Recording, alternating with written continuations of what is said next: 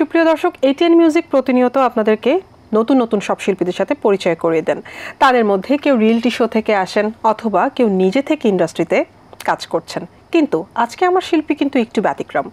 আমার শিল্পী সোশ্যাল মিডিয়ার মাধ্যমে তার নিজেকে পরিচয় করিয়ে দিয়েছেন মিউজিক ইন্ডাস্ট্রিতে। সুপ্রিয় দর্শক, আমাদের সাথে আছেন বর্তমান সময়ের দারুণ একজন সঙ্গীত শিল্পী, সাথে আছেন মুনিয়া। গল্প গানে কিছু সময় পার করবো আর শুনবো তার ইন্ডাস্ট্রিতে পদযাত্রা সম্পর্কে। আপনারা আমাদের সঙ্গেই থাকবেন, কোথাও যাবেন না। মুনিয়া আপু, আপনাকে আমন্ত্রণ জানাচ্ছি আমাদের এটিএন মিউজিক অনুষ্ঠানে। কেমন আছেন? ভালো আছি, আপনি কেমন আছেন? ভালো আছি, আপনাকে পেয়ে ভালো লাগছে। খুব ইন্টারেস্টিং একটা বিষয় হলেও সত্য, সোশ্যাল মিডিয়ার মাধ্যমে আপনি আমাদের মিউজিক ইন্ডাস্ট্রিতে কাজ করছেন এবং সোশ্যাল মিডিয়াতে আপনার গানকে দেখেই দর্শক শ্রোতাদের ভালোবাসা আপনি পেয়েছেন। ছোট্ট করে সেই জার্নিটা শুনবো। আমি মূলত কোনো ধরনের কোনো পেজ বা ইউটিউব চ্যানেল কিন্তু এখনও ওপেন করিনি। একদম অফিসিয়ালি কোনো কিছুই আমার নেই। নর্মাল প্রোফাইল যেরকম থাকে প্রত্যেকটা মানুষের, ঠিক ওরকমভাবেই আমার একটা প্রোফাইল রয়েছে। তো ওই প্রোফাইলটাতে আমি খুব অ্যাক্টিভলিভাবে আমি স্টোরি শেয়ার করতাম। আমার খুব পছন্দের ছিল। তো স্টোরিটা যেহেতু 1 মিনিটের একটা সেগমেন্ট থাকে, তো ওইখানে আমি মোটামুটি কোনো একটা গানের মুখরা বা কোনো একটা গানের অন্তরা যেটা একটু মানুষকে টাচ করে, তো ওভাবে গিয়ে আমি মেনলি প্রথমে স্টোরি শেয়ার করা শুরু করি। তো এইভাবে স্টোরি শেয়ার করতে করতে আমি কিছু মানুষ যারা ইন্ডাস্ট্রিতে রয়েছেন তাদের সাথে ফেসবুকে অ্যাড হই। তো ওখান থেকে তারা কিন্তু আমার স্টোরিটা মেনলি প্রথমে ভিউ করতো। তো এভাবে আর কি টুকটাকভাবে কেউ না কেউ আমার ওই স্টোরিটা দেখে কোনো না কোনোভাবে আমাকে নক করতো বা আমার কাছে পৌঁছাতো যে হ্যাঁ ভালো লাগছে, কাজ করো কিনা। তখন আমি আসলে মেনলি ঢাকায় ছিলাম না। আচ্ছা, আমার বাবা যেহেতু চাকরি করতো বা চাকরি করে এখনও, তো ওই কারণে আমার বিভিন্ন জায়গায় থাকা হয়েছে। যেমন প্রথমে ছিলাম ব্রাহ্মণবাড়িয়ায়, তারপরে সিলেটে, তারপরে পাবনায়। তো ওই সব কারণে আমার অনেক সময় গিয়ে ঢাকায় আসা হতো না। আচ্ছা, কিন্তু সেই কারণে একটা ভালো ফ্রেন্ড সার্কেলও আপনার হয়েছিল। হ্যাঁ হ্যাঁ। তো যার কারণে মেনলি প্রথম ওই সময়টাতে আমার আর ঢাকায় আসা হয়নি। তারপর আমি যখন মেডিকেলে ভর্তি হলাম, মেডিকেল কলেজে ভর্তি হয়ে আমি ঢাকায় চলে আসলাম। তারপর থেকে মেনলি যখন কোনো প্রডিউসার বা ডিরেক্টর আমাকে জিজ্ঞাসা করতেন যে এই টাইমটাতে শিডিউল হবে কিনা বা করতে চাচ্ছ কিনা কাজ, তো ওইভাবেই আর কি যাত্রাটা শুরু হয়েছে। আমাদের কিন্তু অফ স্ক্রিনে কথা হচ্ছিল যে প্রথম পাবনাতে আপনার একটা সার্কেল আপনাকে নক করে এবং সেখানে একটা ব্যান্ড সঙ্গীত শিল্পীরা ছিলেন, একটা দল ছিল সেখান থেকেই আপনার প্রথম যাত্রাটা শুরু হয়। সেই গল্পটা একটু জানবো। হ্যাঁ, মেনলি ওই দিন হয়েছিল কি যে আমি ডেন্টাল কলেজের পরীক্ষা দিচ্ছি। তো ডেন্টালের পরীক্ষাটা দিয়ে আমার বাবা যেহেতু একমি ফার্মাসিউটিক্যালসে জব করেন, তো উনি একটা ডক্টরদের নিয়ে একটা প্রোগ্রাম আয়োজন করেছিলেন। তো ওইখানে এরকম একটা সাংস্কৃতিক সেগমেন্ট ছিল। হ্যাঁ, তো ওইখানে মেনলি আমার বাবা আমাকে একটু ইনসিস্টই করে যে তুমি যেহেতু গান করো, তো এখানে 1-2টা গান তুমি কিন্তু চাইলে করতে পারো। তো উইদাউট এনি প্রিপারেশন আমি 2টার মতো গান করেছিলাম। তো ওই 2টা গান শুনে ওখানে খন্দকার রাইসুর আঙ্কেল, ওই ব্যান্ডের মূলত যিনি প্রতিষ্ঠাতা, অন্তহীন ব্যান্ড, ওই অন্তহীন ব্যান্ড তখন আমাকে আমার নাম্বার নেয় এবং আমার ফেসবুক প্রোফাইলটা নিয়ে আমাকে পরে বেশ কয়েকদিন পরে, 1 সপ্তাহ বা 2 সপ্তাহ পরে আঙ্কেল আমাকে নক করে যে আমি এরকম একটা গান চিন্তা করছি আপনার গলায়, আপনি কি আসতে পারবেন কিনা। সেটাই প্রথম মৌলিক গান। হ্যাঁ, প্রথম মৌলিক গান আমার। তো সেই মৌলিক গানটা আমি যখন গিয়ে রেকর্ড করলাম, তখন ওনাদের আমার ভয়েসটা খুব ভালো লাগে। তো ভয়েসটা ভালো লাগার পরে ওনারা আমাকে দিয়ে একটা কভার করায় অরিজিৎ সিংয়ের ওরে মন উদাসী। এই গানটা গিয়ে আমাকে বাঙালি বাবু ইংলিশ ম্যান, এই ছবির গানটা দিয়ে আমাকে ওনারা কভার করায়। তো প্রথমে যেহেতু আমার মৌলিক গানটা রেকর্ড হয়ে গিয়েছিল, কিন্তু রিলিজ ওটা কভার সঙের রিলিজের পরে ওটা আর কি রিলিজ হয়। তো মেইনলি প্রথমে আমি ওই কভার সংটা আমি আমার প্রোফাইলে শেয়ার করি। আমার যে প্রোফাইলটা খুব সাধারণ, একদম সাধারণ, কোনো বুস্ট প্রোফাইল না। তো শেয়ার করার পরই খুব আচমকাভাবেই 37,000 ভিউ হয়ে যায় একদম আমার প্রোফাইল থেকে। তো এটা আমার কাছে একটু খুব কি বলবো, ভালো লাগার একটা বিষয়, আনন্দদায়ক ছিল যে আমার নর্মাল একটা প্রোফাইল থেকে গানটা এতখানি রিচ করলো। তো যেহেতু 37,000 মানুষজন কে রিচ করে, তো এখানে অনেক গুণী মানুষদের টাচেও গিয়েছিল এই গানটা। তারপর ওখান থেকে আমাকে অনেকেই পোক করে যে তারপর আস্তে আস্তে ওটিটি প্ল্যাটফর্মে কাজ করার সুযোগ হয়। এই যে ওটিটি প্ল্যাটফর্মে কাজ করা কিন্তু অনেক শিল্পীর ড্রিম। অনেক শিল্পীরা এই জায়গাটাতে কাজ করার জন্য ফাইট করছে, সেখানে আপনি কিন্তু খুব সহজে এবং সুন্দরভাবে আপনি কাজ করেছেন, যেটা রিলিজ হয়েছে। এই গল্পটা একটু জানবো। এটা খুব মানে আমার জন্য একটা খুব সারপ্রাইজিং ছিল। আমি যখন গানটা রেকর্ড করতে যাই আমি কিন্তু জানি না যে এটা ওটিটি প্ল্যাটফর্মে যাচ্ছে। আচ্ছা। আমাকে রাসেল রহমান নামে একজন নক করে যে আপনার জন্য একটা কাজ রয়েছে। তো আমি বললাম হ্যাঁ, কীরকম কাজ? তো ভাইয়া আমাকে গানটার লিরিক্স পাঠিয়ে দেয়, আর গানটা ডেমো ভয়েসটা আমাকে পাঠিয়ে দেয় সুরটা শোনার জন্য। তো আমি তখন সুরটা শুনি এবং এত টাচি ছিল গানটা, তো আমার খুব ভালো লেগে যায় এবং আমি মানে কোথায় যাচ্ছে, কিভাবে যাবে, এগুলো কোনো কিছু চিন্তা না করে আমি হ্যাঁ করে দিই। তো আমি যেহেতু উত্তরাতে থাকি, আমার রেকর্ডিং স্টুডিওটা ছিল উত্তরা সেক্টর 4-এ। তো আমি একাই গিয়ে সেক্টর 4-এ যাই। সেক্টর 4-এ গিয়ে আমি যখন রেকর্ডিং করব তখন আমাকে গিয়ে বলে যে গানটা কিন্তু বঙ্গতে যাবে। আমার বিশ্বাস হচ্ছিল না, আমি কোন বঙ্গ, মানে এটা যে ওটিটি প্ল্যাটফর্ম বঙ্গ, এটা আমার মানে কোনোভাবেই বিশ্বাস হচ্ছিল না যে আমি এত ছোট্ট একটা মানুষ, কয়েকদিন হলো আসলাম, মানে খুব নতুন কিন্তু ইন্ডাস্ট্রিতে। তো ওইখান থেকে গিয়ে এইভাবে হুট করে আমার যে বঙ্গতে চলে যাবে আমি আসলে এটা কল্পনা করিনি। যখন রিলিজ হওয়ার পর দর্শকদের যখন একটা রেসপন্স আপনি পেয়েছেন, কেমন লাগছিল? সব শিল্পীর জন্যই কিন্তু খুব আনন্দদায়ক যখন তার দর্শক তার কাজকে অ্যাপ্রিসিয়েট করে। তো আমি গিয়ে ওভাবেই মানে খুব আনন্দ পেয়েছি। আমার পরিচিত জন বা পরিচিত সার্কেল তো অবশ্যই আমাকে অ্যাপ্রিসিয়েট করেছে, আশেপাশের মানুষজন যারা আমাকে চিনতো না তারাও অ্যাপ্রিসিয়েট করছে। তো এটা আমার ভালো জন্য লাগে, অবশ্যই আনন্দদায়ক। খুব অল্প সময় আপনি ইন্ডাস্ট্রিতে থাকলেও 4টিরও বেশি গান কিন্তু আপনার মৌলিক কাজ এসেছে ইন্ডাস্ট্রিতে, দর্শকদের রেসপন্স আপনি পেয়েছেন। এটা অনেক শিল্পীদের জন্যই ড্রিমের বিষয় এবং এটা এক্সপেন্সেরও একটা বিষয় থাকে। আপনার জায়গা থেকে এই 4টি কাজ আপনার জন্য কেমন ছিল? স্মুথ ছিল নাকি একটু বেশি জটিল ছিল? অনেক বেশি স্মুথ ছিল। স্মুথ থাকার মনে হয় আমি মনে করি মেইনলি কারণটা আমার বাবা মা, তার পাশাপাশি আল্লাহ পাক রাব্বুল আলামিনও গিয়ে আমাকে রহমত যদি না দিত তাহলে এত স্মুথলি আমি কাজ করতে পারতাম না।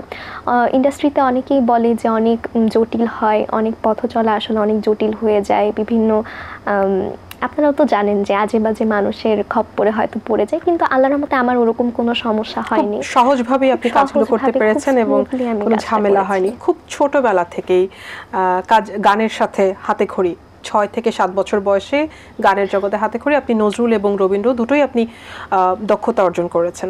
সব থেকে ভালো লাগে কোন গানটির সাথে কাজ করতে বা কোন ধারার সাথে কাজ করতে?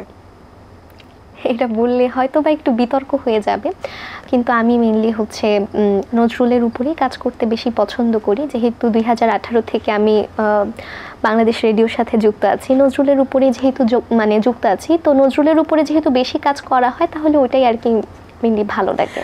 যেহেতু আপনার বেশিরভাগ সময়ই ঢাকার বাইরে থাকা হয়েছে আপনার বাবার কাজের সুবাদে, আপনি অনেক জায়গাতে তালিম নিতে পেরেছেন অবশ্যই, কিন্তু ঢাকার রেডিওতে অন্তর্ভুক্ত হওয়ার বিষয়টা জানতে চাই। মানে অ্যাজ ইউজুয়াল যেভাবে প্রত্যেকটা শিল্পী অন্তর্ভুক্ত হয় ওভাবেই রেডিওতে গিয়ে তাদের সার্কুলারটা গিয়ে প্রকাশ পেল, তারপরে আমার বাবা অ্যাপ্লিকেশন করে দিলেন আমার জন্য।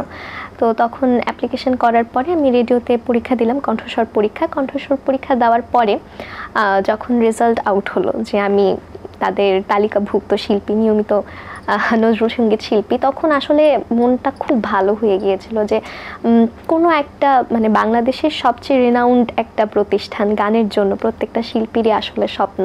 আমাদের মুক্তিযুদ্ধের আমল থেকেই গিয়ে যার একজন পরিচয়, হ্যাঁ, তো ওখানে যুক্ত হতে পেরে অনেক ভালো লেগেছে। তাহলে বলা যায় যে আপনার গানের ক্যারিয়ারের সম্পূর্ণটা ক্রেডিট আপনার বাবাকে আপনি দিতে চান, কারণ তিনি আপনাকে সর্বাত্মক সহায়তা করেছেন, সহযোগিতা করেছেন সব জায়গাতে মুভ হতে। হ্যাঁ, বাবা তো আছেই, কিন্তু সর্বোপরি যদি আমি বলি তাহলে আমার মা। বাহ, দারুণ কথা। যেহেতু নজরুল সঙ্গীত নিয়ে কথা হচ্ছে, গল্পের এই সময়টাতে আপনার কাছ থেকে একটি নজরুল সঙ্গীত শুনতে চাই, কোনটি আমাদেরকে শোনাবেন?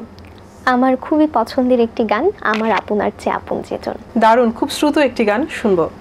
আমার আপনার চেয়ে আপন যেজন, খুঁজি তারে আমি আপনাই, আমার আপনার চেয়ে আপন জন খুঁজি তারে আমি আপনায়, আমি শুনি যেন তার চরণের ধ্বনি, শুনি যেন তার চরণের ধ্বনি, আমারও পিয়াসী বাসনায়, আমার আপনার চেয়ে আপন যে জন খুঁজি তারে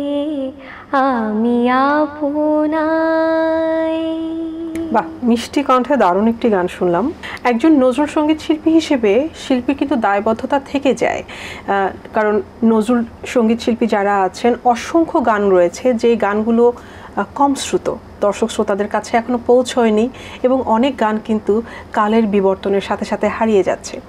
আপনার জায়গা থেকে নজরুল সঙ্গীত নিয়ে আপনি কি কাজ করছেন বা কি কি কাজ করার ইচ্ছে আছে? আমার জায়গা থেকে আমি সবসময় চাই বিভিন্ন ধরনের কভার করতে, কারণ আমার কাছে মনে হয় আমরা যেই জেনারেশনে আছি এই জেনারেশনটা আসলে রবীন্দ্রসঙ্গীত বা নজরুল সঙ্গীত কিন্তু মানে একদমই শোনে না বা তাদের কাছে শ্রুতিমধুর মনে হয় না। কিন্তু আপনি যদি দেখেন যে দাঁড়ালে দুয়ারে, তারপরে বাগিচায় বুলবুলি, এই গানগুলো কিন্তু আগে আমাদের এই জেনারেশনের কাছে কিন্তু পরিচিত ছিল না বা শ্রুতিমধুর ছিল না। যে একটু ফিউশন করে কোক স্টুডিও বাংলা প্রেজেন্ট করলো আমাদের সবার সামনে, তখন কিন্তু সবার কাছেই খুব ভালো লাগলো এবং আমাদের জেনারেশন কিন্তু এই গানটাকে খুব ফ্রুটফুলি হচ্ছে গিয়ে অ্যাকসেপ্ট করেছে। তো আমারও ইচ্ছা আছে ওভাবেই হচ্ছে যে গানগুলো একটু কম পরিচিত সবার কাছে, সেই গানগুলোকে কিছুটা নিজের মতো করে বলতে কিছুটা ফিউশন করে সবার সামনে প্রেজেন্ট করার। আপনার কথার প্রেক্ষিতে আমি বলতে চাই যে আমাদের এটিএন মিউজিকে অনেক বর্তমান প্রজন্মের শিল্পী এসেছেন যাদের বেসিকটাই নজরুল, এবং নজরুল অনেক সঙ্গীত শিল্পী আমরা পেয়েছি যারা প্রতিনিয়ত নজরুলকে ঘিরেই কাজ করছেন। তাহলে আপনার কাছে কেন মনে হলো যে বর্তমান জেনারেশনের নজরুলের প্রতি আগ্রহ একটু কম? বর্তমান জেনারেশনের আপনার কথার সাথে আমি যদি বলি, যারা নজরুলের বেসিকটা চর্চা করছে বা যারা নজরুলকে ঘিরে আছে তাদের রুট কিন্তু তাদের বাবা মা, তাদের বাবা মা কিন্তু এই জেনারেশনের না। তারা ওইভাবেই হচ্ছে গিয়ে তাদেরকে গাইড করেছে যে তুমি এই জিনিসটা নাও, এই জিনিসটা নিতে নিতে তার কাছে ভালো লেগে গিয়েছে, এর জন্য কিন্তু তার বেসিকটা নজরুল বা হচ্ছে তার আগ্রহ বা তার চর্চাটা কিন্তু নজরুলকে ঘিরে। আমাদের নেক্সট যে জেনারেশনটা আসবে, আপনার কি মনে হয় যে ওই জেনারেশনটা নজরুলকে ঠিক আমরা যেভাবে অ্যাকসেপ্ট করে এসেছি ওভাবেই অ্যাকসেপ্ট করবে? তবে গান যারা করবেন বা গানের প্রতি যাদের ভালোবাসা আছে তাদেরকে অবশ্যই উচ্চাঙ্গ সঙ্গীত, নজরুল সঙ্গীত এবং রবীন্দ্রসঙ্গীতের উপর যদি দক্ষতা বা পারদর্শিতা না থাকে আসলে গানের সাথে তো এগিয়ে যাওয়া সম্ভব হবে না। তাকে শিখতেই হবে বা বুঝতেই হবে তার প্রয়োজনে। হ্যাঁ, বাংলাদেশের প্রেক্ষাপটে আপনি যদি শুদ্ধ সঙ্গীত চর্চা করতে যান তাহলে এগুলা হচ্ছে আমাদের ফান্ডামেন্টাল। রবীন্দ্রসঙ্গীত, নজরুল সঙ্গীত, এগুলো আমাদের ফান্ডামেন্টাল, এগুলো আমাদের। কোনোভাবে আপনার কাছে কি মনে হচ্ছে যে বর্তমান সময়ে শুদ্ধ সঙ্গীত চর্চা খুব বেশি হচ্ছে না? হ্যাঁ, এটা আমার কাছে মনে হয়, কারণ আমরা যদি এখন ফেসবুকটা খুলি, আপনিও দেখেন আমিও দেখি যে কি ধরনের সাংস্কৃতিক অপচর্চা হচ্ছে। আচ্ছা, আপনি সেই অপচর্চাকে পছন্দ করছেন না এবং সেটা না হোক সেটাই আপনি চাইছেন? এটাই আমি কামনা করি। আচ্ছা, এবারে আসি সোশ্যাল মিডিয়াতে যে 37,000 একটা গান ভিউ হয়েছে, যেই গানটির মাধ্যমে আপনার ঘুরে দাঁড়ানো অন্যরকম ভাবে পরিচিতি, তো সেই গানটা একটু শুনতে চাইবো। হ্যাঁ, অবশ্যই। হাসিতে হাসিতে ভুল ফুরিয়েছে আজ সব, চলে গেছে ঢলে গেছে কালকের কলরব, কথা ছিল সাথে তোর বলা হলো শেষ না, খালি খালি চারিপাশ এ আমার দেশ না, কি উপায় ফেরা যায় তোর স্বপ্নতে আবার রে, মন উদাসী একা ফেলে পালালি কোথায়, ও রে পরবাসী, ওরে বন্ধু আমার ফিরে আয়। বাহ, দারুণ। বর্তমান সময়ে বেশ একটা ট্রেন্ড কিন্তু যে কোনো একটা ফেমাস গানকে প্রতিনিয়ত দেখছি অন্যান্য সব শিল্পীরা লেগে পড়ে সেটা কভার করার জন্য, এতে করে পরিচিতি পায়, নিজের পরিচিতি তুলে ধরা যায়। কিন্তু একজন শিল্পীর জন্য সবথেকে ইম্পর্টেন্ট কিন্তু তার মৌলিক গানে পরিচিতি পাওয়া। এটার সাথে আপনি কতটুকু একমত হবেন? এটার সাথে আমি 100% একমত।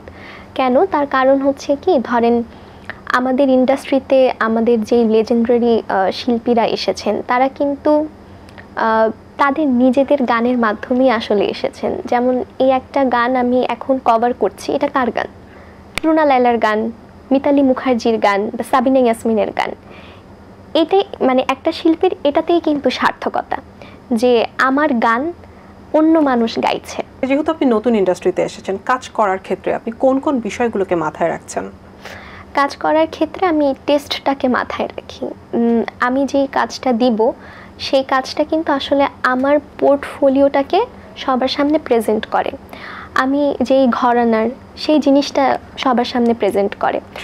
তো সেই ক্ষেত্রে আমি চেষ্টা করি যে কোনো একটা গান সিলেক্ট করার আগে এই গানটা কি আমার সাথে যাচ্ছে কিনা, আমি আগে যেই ধরনের কাজ করে আসছি বা আমার ব্যাকগ্রাউন্ডটাকে এটা কি কোনোভাবে মানে ক্ল্যাশ করছে কিনা, হ্যাঁ মিসজাজমেন্ট করে কিনা, ওইভাবে আর কি প্রত্যেকটা জিনিস মাথায় রেখে চেষ্টা করি আর কি গান করার। নজরুল সঙ্গীতের পাশাপাশি আপনি কিন্তু রবীন্দ্রসঙ্গীতের উপরেও দক্ষতা রাখেন এবং সেটা ছোটবেলা থেকেই আপনি শিখেছেন আপনার প্রয়োজনে, ভালো লাগা থেকে।